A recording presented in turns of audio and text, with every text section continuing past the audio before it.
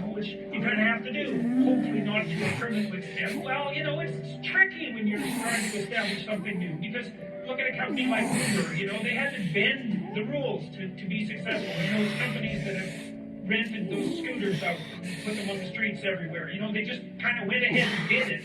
It's something an orderly person would do, because they'd ask for permission, whereas the people who started these scooter rental companies just said, well, what'll happen if we put them everywhere? And that seems to work. Which I think are more likely, at least, to be abandoned by people around you.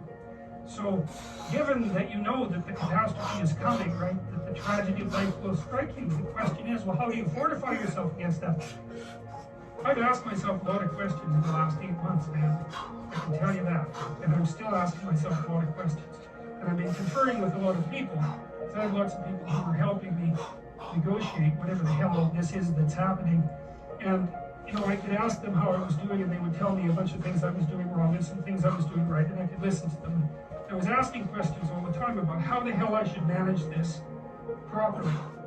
And, what I was trying to do, and what seemed to serve me properly, was to figure out how to do it correctly.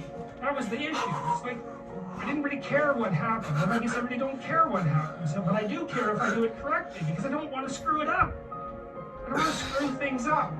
And that seems to be a reasonable goal for people. I mean, wouldn't you like that as a goal, that you don't screw things up?